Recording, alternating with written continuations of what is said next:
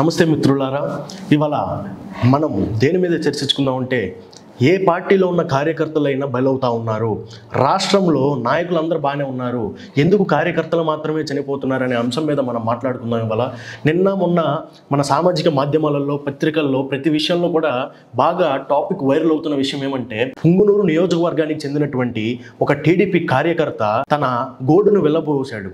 ఒక వీడియో రూపంలో తనను ఇదే పుంగునూరు నియోజకవర్గానికి చెందినటువంటి వైసీపీ నేతలు నన్ను చంపేద్దామని చూస్తా ఉన్నారు, వాళ్ళ వల్ల నాకు హాని ఉంది అని ఒక వీడియో రూపంలో ఆయన తెలియపరచడం, ఆ వీడియో బయటికి వచ్చి వైరల్ అయిన రెండవ రోజే ఆయన మరణించడం చాలా బాధాకరం. అది నిందితులు ఎవరైనా సరే వాళ్ళకి కఠిన శిక్ష పడాలని నేను మనసారా కోరుకుంటా ఉన్నా. ఇలా చూసుకుంటే వైసీపీకి సంబంధించి కూడా గత 10 నెలలు కూటమి ప్రభుత్వం ఏర్పడిన తర్వాత వైసీపీకి చెందినటువంటి రాష్ట్ర వ్యాప్తంగా ఎంతో మంది నేతలు చనిపోవడం, ఊర్లు ఖాళీ చేసి వేరే రాష్ట్రాలకు వెళ్ళి వాళ్ళ ఉపాధి కోసం ఏదో చిన్న చిన్న పనులు చేసుకుంటూ బతకడం కూడా మనం చాలా సంఘటనలు చాలా చూసాం. ఇంకా దురదృష్టవశాతం ఒక సంఘటన ఇంకా మన మనసులో మనకి ఇంకా గుర్తుండే ఉంటుంది. ఒక రషీద్ అనే వైసీపీ కార్యకర్తను ఎంత కిరాతకంగా నడి రోడ్డు మీద చుట్టూ జనం చూస్తుండగానే చేతులు నరికి ఎలా చేశారో మీకు కూడా బాగా గుర్తే ఉంటుంది. ఇలాగ ఎన్నో గ్రామాల్లో ఎన్నో నియోజకవర్గాల్లో వైసీపీ కార్యకర్తలకు సంబంధించి కూడా ఎంతో మంది వాళ్ళ ప్రాణాలు పోవడం, వాళ్ళ కుటుంబాలు రోడ్డు పాలవడం మనం చూస్తూ ఉన్నాం.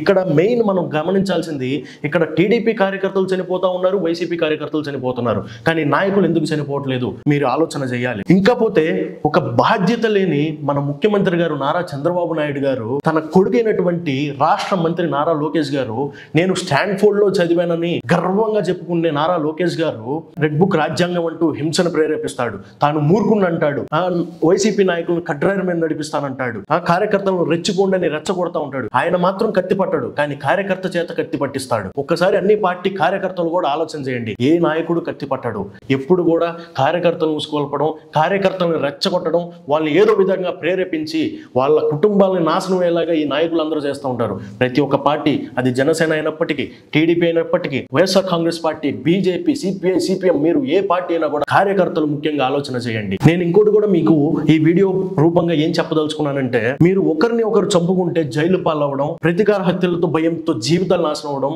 మీ పిల్లలు మీ కుటుంబాలు రోడ్డు పాలవడం, నాయకులు వాళ్ళందరూ బాగానే ఉంటారు, వారు ఏ పార్టీలో ఉన్నా కూడా నాయకులు అందరూ బాగానే ఉంటారు. కాబట్టి మీరు ఆ నాయకులు చెప్పిన ఆ రెచ్చగొట్టే వాక్యాలకు మీరు రెచ్చిపోయి మీరు ఈ గ్రామాల్లో కొట్టుకొని మీరు మీ కుటుంబాల కన్నీళ్లు మిగిలించొద్దు. ఎదుటి పార్టీ వారిని కూడా గౌరవించండి. ప్రభాస్ ఒక సినిమాలో చెప్తాడు, మీరు ప్రేమించండి పోయేదేముంది, వాళ్ళు కూడా తిరిగి ప్రేమిస్తారన్నట్టు రాజకీయ నాయకులను, ఇతర పార్టీ కార్యకర్తలను మీరు కూడా గౌరవించండి, పోయేదేముంది, వాళ్ళు కూడా తిరిగి గౌరవిస్తారు. అంతే తప్పించి వాళ్ళ నాయకుల బల ప్రదర్శనకు మీరు బలి అవ్వద్దు, నాయకుల రెచ్చగొట్టే వాక్యాలకు మీరు రెచ్చిపోవద్దు. ఇదొక్కటి మాత్రం ఆలోచన చేసి వాళ్ళే బాగానే ఉంటారు. వాళ్ళ రాజకీయ ఎత్తుగడల కోసం, వాళ్ళ రాజకీయంలో వాళ్ళు ఇంకా నిలదెక్కుకోవడం కోసం వాళ్ళు ఇవాళ ఒక పార్టీలో ఉంటారు, రేపు ఇంకో పార్టీలో ఉంటారు. కానీ కార్యకర్త అనేవాడు మాత్రమే పార్టీకి ఎప్పుడు వెన్నుదన్నుగా ఉండి కార్యకర్త అనేవాడు మాత్రమే ఉంటాడు. జగన్మోహన్ రెడ్డి కూడా ఇవాళ వైఎస్ జగన్ 2.0 అంటా ఉన్నాడు. ఆయన కూడా చూస్తా ఊరుకోడు, వాళ్ళ కార్యకర్తలను కూడా రెచ్చగొట్టే విధానంలోనే ఆయన కూడా ఉన్నాడు. ఇవాళ టీడీపీ మీ కూటమి ప్రభుత్వం ఇవాళ ప్రభుత్వంలో ఉంది కాబట్టి మీరు ఎన్నైనా దాడులు చేయొచ్చు. రేపు ఆయన వచ్చిన తర్వాత కూడా ఆయన కూడా వాళ్ళ కార్యకర్తలను ఆపాలని నేను చూసినా కూడా కార్యకర్తలు ఆగే ప్రసక్తి అయితే ఉండదు. కాబట్టి ఏ పార్టీ నాయకులైనా ఆలోచన చేయండి.